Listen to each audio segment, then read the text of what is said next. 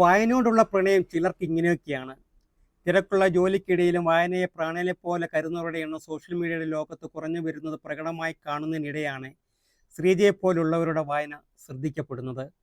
ഇത് ശ്രീജ, കൊച്ചി ലിസി ആശുപത്രിയിലെ സെക്യൂരിറ്റി ഉദ്യോഗസ്ഥ. ഡ്യൂട്ടിക്കിടെ ജീവനക്കാരുടെ മൊബൈൽ ഫോണിൻ്റെ ഉപയോഗം ആശുപത്രി അധികൃതർ നിയന്ത്രിച്ചതോടെ ശ്രീജയുടെ വായന ലോകം വിശാലമായെന്ന് പറയുന്നതാവും വാസ്തവം. മിക്ക ദിവസവും ഓരോ പുതിയ പുസ്തകങ്ങളുമായിട്ടാണ് വരവ്. ലിഫ്റ്റ് ഓപ്പറേറ്ററായതിനാൽ എപ്പോഴും തിരക്കുണ്ടാകണമെന്നില്ല. ഒഴിവുള്ള സമയം തന്നെ ലിഫ്റ്റിനുള്ളിൽ ഇരിക്കുന്നതിന് വിരസതയ്ക്ക് പരിഹാരമായിട്ടായിരുന്നു പുസ്തക വായനയുടെ തുടക്കം. പുസ്തക വായന ഏതൊക്കെ സമയങ്ങൾ നമ്മൾ കൂടുതലായിട്ട് ഉപയോഗിക്കുന്നത്? ആഴ്ചയിൽ ഒരു പുസ്തകം വെച്ച് വായിച്ച് മാറുന്നുണ്ടോ? ഇതെപ്പോഴാണ് വായന നടക്കുന്നത്? ഏത് പുസ്തകം വായിച്ചു? ഗ്യാപ്പ് ഉണ്ടായിരിക്കുമല്ലോ, എല്ലാവരും കയറി കഴിയുമ്പോൾ ഇച്ചിരി 2 പേരും 3 പേരോളം വായിക്കും. ഇപ്പൊ വായിച്ചിട്ട് പുസ്തകം ഏതാ?